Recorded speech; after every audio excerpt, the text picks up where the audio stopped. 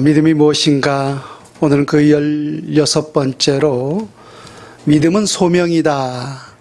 믿음은 소명이다라고 하는 주제로 하나님의 말씀을 증거합니다. 소명, 우리가 흔히들 영어로 콜링이라고 부르는데요. 이 소명이라고 하는 것은 하나님의 특별한 선한 역사를 위해서 이 땅에 부르심을 받은 사람을 일컬어서 소명이라고 말을 해요. 그런 면에서 이 땅에서 예수 그리스도를 믿어 구원에 이른 모든 사람이 있다면 그가 누구든지 그는 곧 하나님의 소명자인 줄로 믿습니다. 왜? 소명 그 자체가 택하심이고 또 소명 자체가 부르심이기 때문인 거죠. 요한복음 15장 16절에서 예수님께서 이렇게 말씀하셨어요. 너희가 나를 택한 것이 아니요 내가 너희를 택하여 세웠나니 이는 너희로 가서 열매를 맺게 하려 함이니라 라고 했습니다. 그러니까 하나님께서 우리를 택하신 이유는 우리로 하여금 이 세상 가운데서 열매를 맺을 수 있도록 우리를 택하시고 우리를 부르셨다라고 하는 거예요. 그럼 그 열매가 무엇인가? 우리를 부르신 각각의 목적이 있다라고 말씀하셨잖아요. 근데 그것이 곧 소명인데, 그래서 그 열매라고 하는 것은 나를 부르신 그 목적대로 이 땅에서 우리가 그러한 삶을 살아갈 때 그것 자체가 우리 하나님 앞에 열매가 될 수가 있다라고 하는 것입니다. 그래서 그 부르신 목적대로 살아감을 통하여서 우리 하나님 앞에 거룩한 열매를 맺어갈 수 있기를 주 예수님의 이름으로 축원을 드립니다. 몇 주 전에 말씀드렸듯이 한 예로 우리 예수님을 한번 생각해 봐요. 예수님께서 제자들에게 그런 말씀을 하셨잖아요. 내가 대제사장과 또 서기관들에게 고소를 당하여서 재판을 받고 결국은 십자가에 못 박혀 죽을 것이다. 그랬을 때 사도 베드로가 주님, 결코 주님께 그런 일들이 미치지 아니할 것입니다. 우리가 그렇게 선생님이 죽도록 내버려 두지 아니할 것입니다 라고 했어요. 그래서 우리 주님께서 사도 베드로에게 하시는 말씀이 사탄아 내 뒤로 물러가라 라고 말씀하셨어요. 여러분, 사탄이 하는 일이 뭐죠? 하나님의 선한 역사를 방해하는 것, 그 일을 이루지 못하도록 하는 것이 바로 사탄이 하는 일이에요. 그래서 우리 또한 늘 하나님 앞에 선한 일을 도모하려고 할 때마다 늘 누구의 공작이 있는 것을 우리가 경험하게 돼요. 그렇죠? 사탄이 늘 방해하는 것을 경험한단 말입니다. 그렇다면 우리 예수님에게 있어서 선한 일이 뭐예요? 우리 주님이 이 땅에서 뭘 하기 위해서 부르심을 받았어요? 비록 우리 인간이 보기에는 안타까운 현실이지만은 우리 주님이 이 땅에서 소명과 우리 주님이 이 땅에서 가야 할 길은 십자가의 길이었어요. 그래서 십자가 위에서 우리 모든 죄인들을 대속하기 위해서 물과 피를 다 쏟고 그 육체가 찢어지는 것. 안타깝지만 이것이 바로 예수 그리스도가 감당해야 할 선한 일이었던 거예요. 근데 그 일들을 지금 누가 방해하고 있는 거예요? 사도 베드로가 방해하고 있었던 거죠. 그래서 하나님의 선한 일들을 방해하는 것이 바로 사탄의 역사이기 때문에 우리 주님은 베드로를 향해서 사탄아 내 뒤로 물러가라 라고 말씀을 하셨던 것입니다. 여러분, 예수님도 이 땅에 소명을 받은 자인 줄로 믿습니다. 그래서 늘 예수님 앞에, 하나님 앞에서 예수님들을 고백하는 것이 나는 이 땅에 보내심을 받은 자다라고 말씀하셨어요. 그래서 나는 오늘 또 그가 기뻐하는 일을 행함을 통하여서 내 하나님이 나와 함께 하신다라고 했어요. 여러분 생각해 보세요. 그렇게 3년이나 선생님 하면서 따랐던 모든 주의 제자들, 때로는 주여라고 하나님의 아들로 고백까지도 했잖아요. 그런데 정작 예수 그리스도께서 십자가에 못 박혀 돌아가실 때 주님 곁을 다 떠나버리고 홀로 남겨있을 때가 있었단 말입니다. 그때도 우리 주님은 어떠한 누구도, 심지어 그렇게 배신했던 제자들까지도 원망하지 아니하고 내 아버지께서 내게 보내신 이 일을 감당할 수 있도록 내게 은혜를 주셨으니 나는 오늘 또 기뻐하노라 라고 했어요. 그러니까 그 십자가를 지신 그 상황 가운데서도 우리 주님은 그것 자체가 소명이었기 때문에 기쁨으로 감당할 수 있었던 것을 보게 돼요. 요한복음 17장 18절에 예수님이 이렇게 말씀하시죠. 아버지께서 나를 세상에 보내신 것 같이 나도 그들을 세상에 보내었노라 라고 했어요. 예수님이 이 땅에 하나님 아버지로부터 보내심을 받은 자였어요. 소명이 있는 자였단 말입니다. 그래서 그 일을 무엇을 통하여서 감당하셨어요? 그 육체로, 그 삶을 통하여서 그 소명을 친히 감당하셨던 것을 보게 됩니다. 그래서 오늘 또 우리가 믿음이 뭐라고 하는 거예요? 우리의 말뿐인 것이 믿음이 아니라고 했어요. 예수님도 친히 그 믿음을 육체로 보이셨잖아요. 삶으로 보이셨잖아요. 그래서 오늘 우리 모든 하나님의 사람들 또한 내게 주신 그 소명을 우리의 육체를 통하여서, 우리의 삶을 통하여서 살아갈 수 있을 때 그것이 참된 믿음이고, 또 그것이 바로 소명을 이룬 자의 참된 모습인 줄로 믿습니다. 여러분, 성경에 나오는 수많은 믿음의 선진들을 보게 되면은 바로 이와 같은 하나님의 소명이 주어졌었고, 또 그 소명을 친히 그의 삶을 통하여서 성취하셨던 것을 보게 돼요. 오늘 우리가 몇 사람만 함께 살펴보는데요. 먼저 우리가 모세를 한번 생각해 보십시다. 모세라고 하는 그 이름의 뜻을 여러분 잘 기억하실 것입니다. 모세는 물에서 건진 자라고 하는 뜻이에요. 그러니까 모세가 태어났을 때 애굽의 바로 왕이 그 히브리인들, 자기들이 그 노예로 부리고 있는 히브리인들의 이 급속한 인구 증가를 보면서 마음에 큰 두려움을 느끼죠. 만약에 이 땅에 전쟁이 일어난다면 자기들끼리 힘을 합쳐서 우리를 대적할 것이 아닌가, 그런 생각이 문득 들어서 애굽의 바로 왕이 이스라엘 백성들에게 인구를 감소하기 위해서, 축소하기 위해서 어떠한 정책을 펼치느냐 하면은 소위 산하 제한이죠. 히브리 산파들을 시켜서 남자아이가 태어나거든 나일강에 던져서 죽이라는 거예요. 그런 시대 속에서 모세가 태어났는데, 그의 어머니 십보라가 모세가 태어났는데 차마 죽일 수가 없었던 거예요. 그래서 이리저리 많이 숨겼지만은 이제 더 이상 숨길 수가 없어서 발각될 수밖에 없었던 거예요. 그래서 어쩔 수 없이 그 나일강에 그 핏덩이 같은 아이를 떠나 보낼 수밖에 없었던 거죠.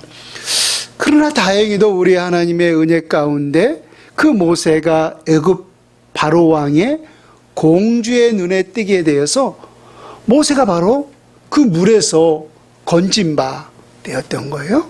그래서 모세가 되었던 거예요. 물에서 건진 바 되도록. 그래서 물에서 건진 바 된 그 모세를 통하여서 우리 하나님이 어떠한 소명을 주셨느냐 하면은, 내 백성, 하나님이 선택하셨던 이스라엘 백성들을 물에서 건져내라고 하는 그 소명을 주셨던 거예요. 그 물에서 건지는 그 소명이 바로 우리가 너무나 잘 알고 있는 홍해 사건을 말하고 있는 거죠. 이렇게 우리 하나님께서 모세에게 소명을 주셨는데, 모세가 두 가지 이유를 들면서 그 소명을 거부하는 것을 보게 됩니다. 하나는 나는 입이 뻣뻣한 자니이다. 그러니까 나는 말을 잘하지 못한다는 거예요. 그 이유가 하나가 있었고, 또 하나는 내가 누구간데 내 백성을 해방시켜라 라고 했을 때 바로 왕이 순순히 내 말을 듣겠느냐 라고 하는 염려였어요. 그래서 이러한 두 가지 이유를 들어서 거부를 하죠. 그때 우리 하나님께서 이 두 가지 청을 다 들어주죠.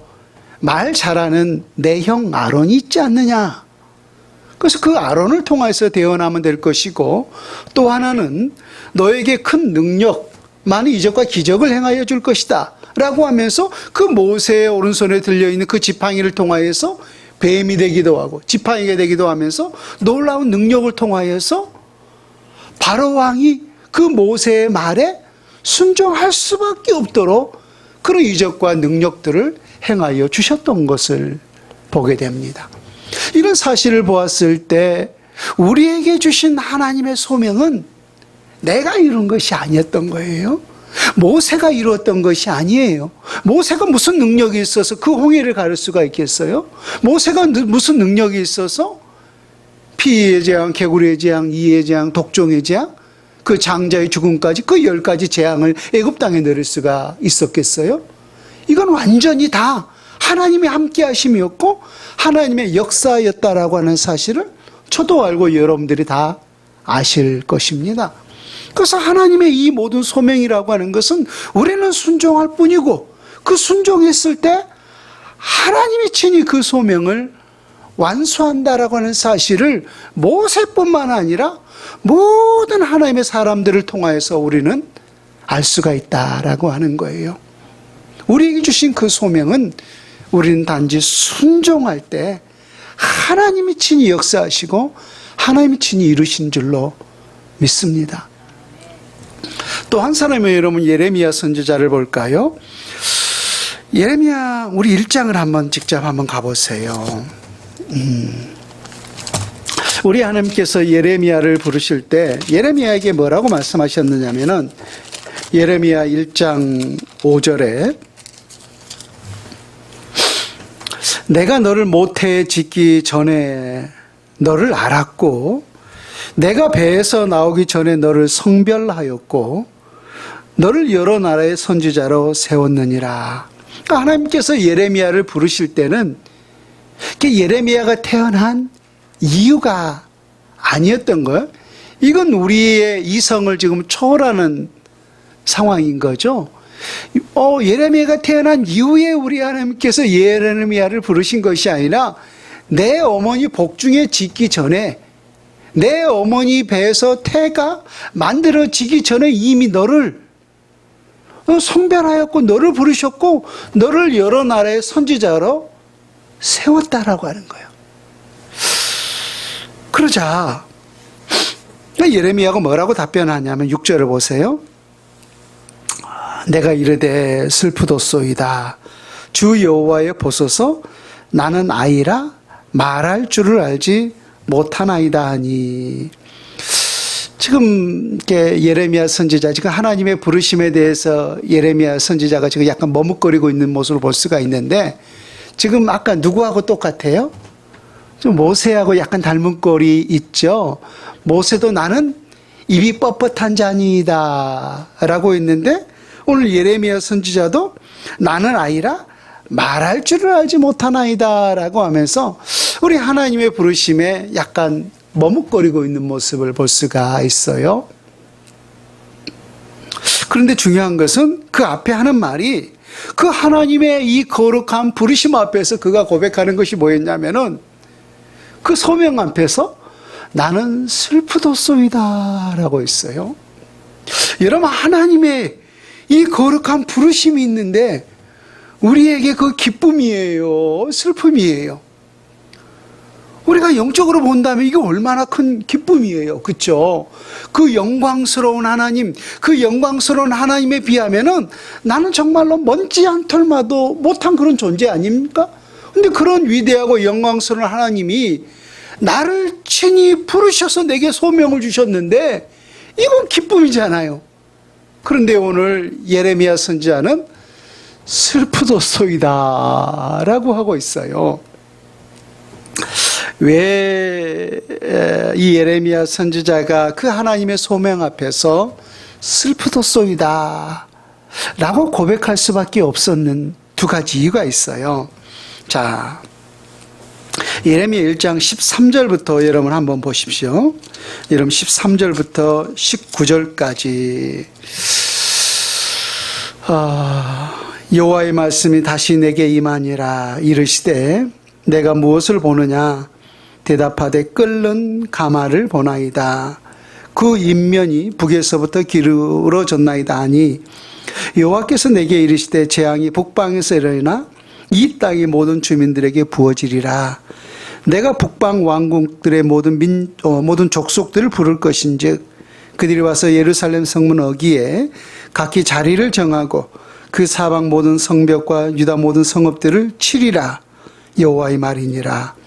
무리가 나를 버리고 다른 신들에게 분향하며 자기 손으로 만든 것들에 절하였은즉 내가 나의 심판을 그들에게 선고하여 그들의 모든 죄악을 징계하리라.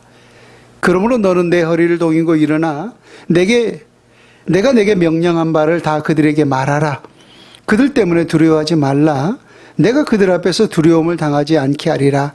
보라, 내가 오늘 너를 그 온 땅과 유다 왕들과 그 지도자들과 그 제사장들과 그 땅 백성 앞에 견고한 성읍, 세기 등 노성벽이 되게 하였은즉 그들이 너를 치나 너를 이기지 못하리니 이는 내가 너와 함께하여 너를 구원할 것임이니라. 여호와의 말이니라. 다시금 반복하지만은 하나님의 그 소명 앞에서 예레미야 선지자가 하나님 기쁩니다라고 말하는 것이 아니라 슬프도소이다라고 있잖아요. 그렇게 말할 수밖에 없는 이유가 바로 우리가 방금 읽은 그 내용이에요. 여러분, 선지자가 하는 일이 뭐냐면은 오늘 본문에도 그런 힌트가 들어 있습니다만은 우리 하나님께서 내게 주신 말씀을 가감없이 더하지도 않고 빼지도 않고 받은 대로 그대로 백성들에게 전하는 것이 바로 선지자의 사명이고 소명인 거죠. 근데 지금 이 당시에 예레미야 선지자가 선지자로서 백성들에게 그 대언해야 할 그 소명이 과연 어떠한 내용이냐는 거예요. 백성들에게 지금 축복의 메시지를 전해야 할 소명이 있는 거예요? 아니면 징계와 저주의 메시지를 전해야 할 소명이 있는 거예요? 지금 후자잖아요. 그러면서 오늘 13절부터 보면은 내가 무엇을 보느냐? 끓는 가마를 보나이다. 이거 지금 하나의 환상이잖아요. 그 환상을 보이는데 이 가마솥에 물이 지금 펄펄 끓어요. 근데 그 가마가 북에서부터 위로 이렇게 기울어져 있어요. 근데 그 기울어진 그 끓는 가마가 지금 누구에게 쏟고 있는 거예요? 내 백성들에게 쏟아지고 있는 거예요. 그 끓는 가마의 물에 지금 데치면 어떻게 되는 거예요? 죽는 거잖아요. 우리가 상상만 해도 끔찍하잖아요. 펄펄 끓는 그 가마에 우리가 뒤집어 썼다면은 그건 죽는 거잖아요. 하나님께서 지금 예레미야 선지자에게 이런 엄청난 환상을 보여주면서 이런 일들이 지금 누구에게 미칠 거라는 거예요? 내 백성들에게 미칠 거라는 거예요. 지금 이 말을 지금 백성들에게 전해야 한단 말입니다. 너희들이 하나님이 택하신 나를 버리고 많은 우상들을 섬김을 통하여서 우리 하나님께서 신이 이러한 징계들을 너희에게 지금 예비하고 있다. 너희들은 반드시 이러한 징계를 받을 것이다. 라고 하는 이러한 정말로 책망과 저주의 말씀들을 지금 백성들에게 대언해야 되는데 지금 이 말을 전해야 하는 그 예레미야의 그 심정이 과연 어떠하겠는가 하는 거예요. 만약에 여러분들 가운데 누군가 정말로 그 하나님 앞에 책망받기 합당한 그런 모습이 있어서 하나님은 종을 통하여서 이 성도를 책망하라라고 말씀하셨는데 제가 그 일을 감당할 수밖에 없다면은 그 책망할 수밖에 없는 나의 심정이 어떻겠는가 하는 거예요. 너무 마음이 아프잖아요. 안 할 수도 없는 거고 말입니다. 그래서 오늘 예레미야 선지자가 그 말을 전해야 할 수밖에 없는 자기 자신의 그 처지를 알았기 때문에 슬프도소이다 라고 고백할 수밖에 없었던 거예요. 또 한 가지가 있었는데요. 17절 한번 보세요. 17절에 보면은 그러므로 너는 내 허리를 동이고 일어나 내가 내게 명령한 바를 다 그들에게 말하라. 그들 때문에 두려워하지 말라. 내가 그들 앞에서 두려움을 당하지 않게 하리라. 이게 무슨 말이죠? 자, 여러분 보세요. 제가 여러분들에게 축복의 메시지를 전했을 때 목사님 감사합니다. 아멘 아멘 할 거예요. 근데 여러분들이 어떤 죄악으로 인해서 책망과 징계와 때로는 저주의 메시지를 전한다면은 실상 누구에게 화를 내겠어요? 하나님은 안 보이고 나에게 돌을 던질 거예요. 나에게. 자기 자신은 모르고 내게 화를 낼 거예요. 그렇다면은 지금 예레미야 선지자가 하나님이 받은 대로 선지자의 소명으로 지금 백성들에게 그 말을 전했다면은 지금 백성들은 누구에게 돌을 던질 수밖에 없는 거예요. 예레미야 선지자에게 돌을 던질 수밖에 없는 거잖아요. 그래서 그 자신의 처지를 생각하니까 내가 이 말씀을 전했다면은 그들이 내게 돌을 던질 것이라고 하는 사실을 예레미야 선지자가 알았어요. 그래서 우리 하나님께서 그들에게 말하라. 그들 때문에 두려워하지 말라. 그들 앞에서 두려움을 당하지 않게 하리라. 내가 뒷배가 되어주겠다고 하는 거예요, 하나님이. 그러면서 18절을 계속 보세요. 보라, 내가 오늘 너를 그 온 땅과 유다 왕들과 그 지도자들과 그 제사장들과 그 땅 백성 앞에 견고한 성읍 새기는 노성벽이 되게 하였은즉 그들이 너를 치나 너를 이기지 못하리니 이는 내가 너와 함께 너를 구원할 것임이나 여호와의 말이니라. 그렇죠? 내가 그렇게 백성들에게 그 말을 전했을 때 그들이 너를 공격하고 너에게 돌을 던질 것이나 내가 너를 보호해 주겠다는 거예요.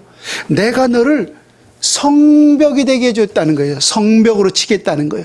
근데 그 성벽이 돌 성벽이 아니라 새기둥 노성벽이 되게 하는 거예요. 노성벽이 뭐죠? 성벽을 쇠로 하겠다는 쇠로. 결국 두려워하지 말라는 거예요. 두려워하지 말라. 실은 저도 때로는 강력한 하나님의 준엄한 어떤 책망의 메시지가 제게 올 때 여러분들의 눈이 무서울 때가 있어요. 나를 어떻게 생각할까? 그 사이에 늘 사도 바울이 고백했듯이 내가 하나님을 기쁘시게 할까? 사람을 기쁘게 할까? 실은 저도 늘 그러한 위치에 설 때가 많습니다. 그러나 우리가 하나님의 사람으로서 하나님을 기쁘시게 하는 것이 바로 본연의 모습 아니겠는가라고 하는 거예요. 또 하나 우리가 사도 바울을 생각해 봐요. 하나님께서 사도 바울에게 소명을 주실 때, 콜링하실 때는 굉장히 강권적이었던 사실을 볼 수가 있죠. 우리가 사도행전 9장에 보면 그 사실이 아주 자세하게 드러나 있는데요. 사도 바울의 입장에서 그 당시 예수 그리스도의 도를 전하는 그리스도인들은 이단자들이었어요. 이단자들. 예수님도 이단자로 몰렸었고 사도 바울도 이단자로 몰렸잖아요. 그래서 그 당시 모든 유대인들은 이 그리스도의 도를 전하는 예수 그리스도를 비롯해서 그 하나님의 모든 사람들을 이단자라고 한 거예요. 이단자. 오늘 만약에 우리 가운데 이단자들이 있다면 우리 그들을 어떻게 생각해요? 정죄하잖아요. 그렇듯이 사도 바울도 마찬가지였어요. 그는 나름대로 하나님에 대한 열심으로 그리스도인들을 핍박하고 있었던 거죠. 그래서 내가 하나님에 대한 열심으로 인하여서 어찌하면 저 이단자인 그리스도인들을 척결하고 있을까? 그래서 이 대제사장들에게 합당한 공문을 받아서, 합법적인 거죠. 불법적인 게 아니라 그들을 잡아서 족치고 죽이는 이 일이 합법적인 일이었던 거예요. 이단을 척결하는 일이니까 그들의 입장에서. 그런 가운데 다메섹 도상에서 주님의 정말 하늘로부터 들려오는 음성을 들었던 거죠. 사울아, 사울아, 주여 누시니까 나는 내가 핍박하는 예수니라 라고 하면서 이건 하나님의 강권적인 역사였어요. 그때로부터 우리 하나님께서 사도 바울을 통하여서 이방인을 위한 사도로 그에게 소명을 주시고 그는 죽기까지 그 소명을 또한 감당할 수 있었던 것을 보게 됩니다. 여러분, 또 우리가 간단하게 세 사람을 살펴보았습니다마는 그 외에도 우리가 예를 든다면 참 더 많은 예들을 분명히 들을 수가 있을 것입니다. 그러나 이들의 동일한 공통점이 뭐냐면은 이 소명받은 자의 삶이 결코 육체적으로는 평탄치가 않았다라고 하는 거예요. 그 소명받은 자, 그 소명을 이뤄가는 그 모든 삶들이 결코 평탄한 삶이 아니었다라고 하는 거예요. 우리가 모세를 보았습니다마는 모세도 심지어 백성들에게까지 돌에 맞아 죽을 뻔하지 않았습니까? 또 예레미야 선지자도 아까 슬프도소이다라고 했듯이 예레미야도 구덩이에 던져지기도 하고 또 뺨을 맞기도 하고 참 하여튼 갇히기도 하면서 얼마나 많은 고난을 당했는지 몰라요. 사도 바울은 말할 것도 없지만 말입니다.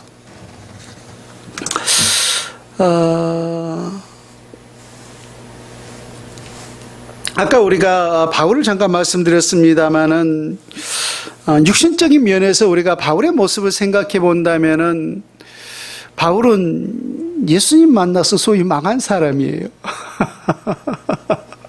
그렇잖아요. 보세요. 바울이 그 당시에 처했던 위치를 한번 보세요. 그가 성경 어디에서도 그렇게 고백하고 있듯이 그는 히브리인 중에 히브리인이었어요. 또 율법으로는 바리새파 사람이었어요. 또 그가 학문으로 따진다면은 가말리엘 최고의 학문 문화생이었죠. 또 그는 신분으로서도 히브리인이었지만 그의 아버지 때문인지 정확히는 모르겠지만은 그 당시에 최고의 패권을 쥐고 있었던 로마 시민권을 가지고 있는 사람이었단 말입니다. 그러니까 이러한 스펙을 가지고 있는 사람이라면은 그 당시 정말로 유대사회 속에서 우리 가늠하건대 상위 1%에 해당되는 사람이 아니었을까라고 하는 추측을 해볼 수가 있는 거예요. 그래서 누구에게나 이런 스펙을 가지고 있으면 존경을 받고 이러한 것들을 자랑하고 내세울 수 있는 것들이었어요. 근데 그가 예수님을 만나고 자기에게 유익할 수 있었던 이 모든 것들을 다 뭘로 생각한 거예요? 똥으로. 배설물로 생각하고 이 모든 것들을 다 버리고 이방인을 위한 사도, 그것이 내게 주신 소명, 그것이 내가 이루어야 할 사명이라는 사실을 깨닫고 그는 죽기까지 그 소명을 감당했던 것을 보게 돼요. 그래서 육신적으로 보면은 그건 망한 거예요. 그가 육체로 어떠한 삶을 살았는가? 고린도후서 11장 24절에 이렇게 기록하고 있는데, 유대인들에게 40에서 하나 감암매를 5번 맞았으며 3번 태장으로 맞고 1번 돌로 맞고 3번 파선하고 일주일을 깊은 바다에서 지냈으며 여러 번 여행하면서 강의 이연과 강도 이연과 동족의 이연과 이방인의 이연과 신의 이연과 광야의 이연과 바다의 이연과 거짓 형제 중에 이염을 당하고 또 수고하며 애쓰고 여러 번 자지 못하고 줄이며 목마르고 여러 번 굶고 춥고 헐벗었노라. 소명받은 이후에 이것이 바로 그가 살아갔던 육체의 삶이었던 거예요. 그러니까 이렇게 살아가는 사람, 그가 이 소명을 받지 않았더라면 아주 평탄하고 존경받고 그렇게 평안한 삶을 살 수 있었는데 이 소명받고 받은 이후로 육체로 이렇게 고난의 삶을 살아갔다는 거예요. 우리가 이런 사람을 뭐라고 때때로 표현하냐면 참 사서 고생하네 라고요. 사서 고생하네. 맞습니다. 소명은 사서 고생하는 게 맞아요. 사서 고생하는 것입니다. 하나님께서 나를 부르시고 내게 주신 그 소명이기 때문에 우리는 결코 포기할 수가 없는 거예요. 물론 포기할 수 있겠죠. 그냥 내버려 두고 내 소명 다 내팽개치고 내가 세상이 그리워서 그냥 세상에서 평안을 누리고 세상의 그 육체의 만족을 누리면서 그렇게 살 수 있어요. 하나님은 인격적이신 분이라 내가 그렇게 살기를 원하면은, 내가 억지로 그렇게 고집부린다면은 하나님도 어쩔 수 없을 거예요. 물론 정말 하나님이 사랑하신다면 몽둥이로 때리겠지만 말입니다. 그런데 우리가 그렇게 살아갔을 때 그것이 진정한 우리의 참된 만족이 될 수가 있겠는가 라고 하는 것입니다. 우리가 고난이 있어도, 우리가 때로는 눈물겨워도, 우리가 힘든 삶을 살아도 우리가 이 영적인 사역을, 이 소명을 이룰 때 그 속에서 우리가 참된 보람을 느낄 수 있는 것 아니겠는가 하는 거예요. 여러분, 요한 서신을 기록했던 사도 요한, 반모섬에서 주의 환상과 계시를 통하여서 요한계시록을 기록하지 않았습니까? 근데 사도 요한이 왜 반모섬에 가게 되었죠? 요한계시록에서 이렇게 기록하고 있는데요. 9절에서 1장 9절에서 하나님의 말씀과 예수를 증언하였으므로 말미암아 반모라는 섬에 있었더니, 우리가 이런 기독교 영화를 보게 되면 이 반모섬은 엄청난 핍박이 가해지는 유배지였어요. 그러니까 많은 살인자들, 많은 죄인들, 이들이 엄청난 이 노동력을 통하여서 그들을 고난받는 장소가, 고통받는 장소가 바로 이 유배지 반모섬이었어요. 그런데 사도 요한이 그곳에 간 이유는 바로 하나님의 말씀과 예수를 증언하였기 때문에, 그것 때문에 반모섬에 갔었다라고 하는 거예요. 그럼 반대로 만약 생각해 본다면은, 하나님의 말씀과 예수를 증언하지 아니했더라면은 그는 반모섬에 가지 아니할 수가 있었을 거예요. 근데 왜 그는 하나님의 말씀과 예수를 증언함을 통하여서 반모섬에 갈 수밖에 없었을까요? 소명이기 때문이에요. 그것이 비록 고통이고 고난의 삶이지만은 그것이 사도 요한이 감당해야 할, 그것이 하나님께서 사도 요한에게 주신 소명이기 때문에 말입니다.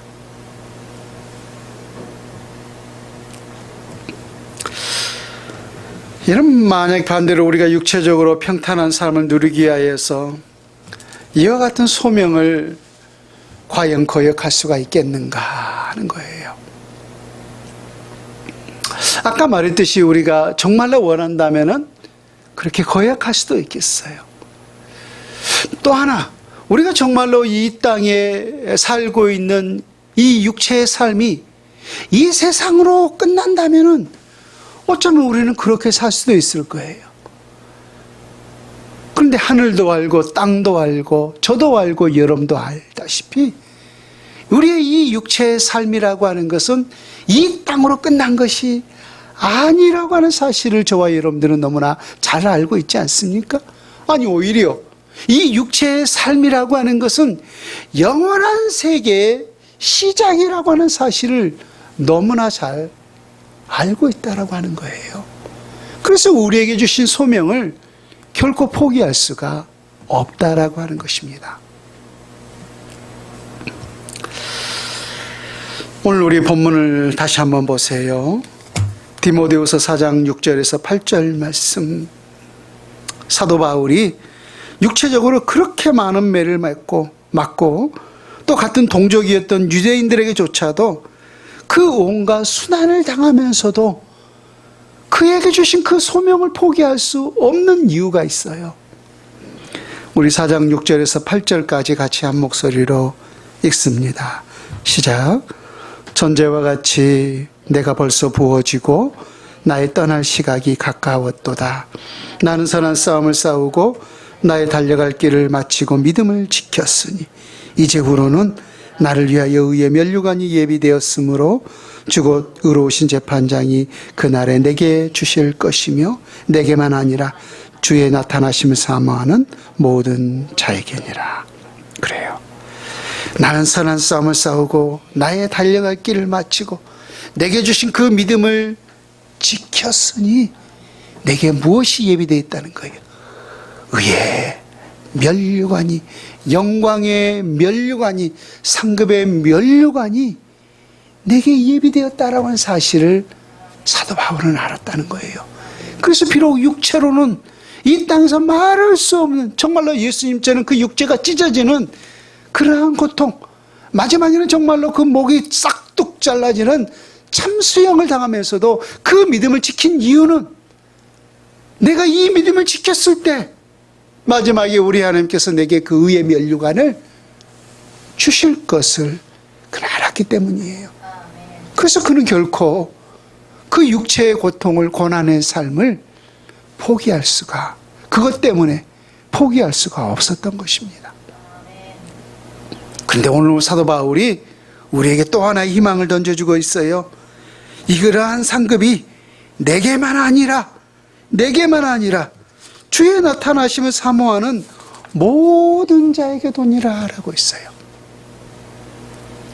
바울도 믿음의 선한 싸움을 다 싸워 그 믿음을 지켰기 때문에 우리 하나님께서 의의 면류관, 영광의 면류관, 승리의 면류관을 주셨을 뿐만 아니라 주의 나타나심을 사모하는 모든 자에게, 이곳에 있는 저와 여러분 모두 또한 내게 주신 그 믿음을 우리의 삶을 통하여서, 육체를 통하여서 내게 주신 이 거룩한 소명을 죽기까지 온전한 믿음으로 이루는 삶을 살았다면 바울과 같은 그런 영광의 면류관을 우리 모두에게 허락하신다는 거예요.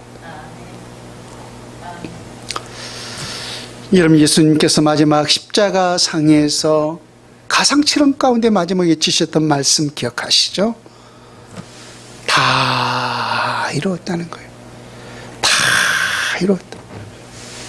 뭘 다 이루셨을까요? 아까 말했죠? 예수님이 이 땅에 보내심을 받은 자, 소명을 받은 자라고 말입니다. 그래서 나를 통해서, 내 육체를 통하여서, 내 모든 삶을 통하여서 이루라고 하신 그 모든 일들, 그 모든 소명들을 다 이루셨다는 거예요. 십자가에 죽기까지 말입니다.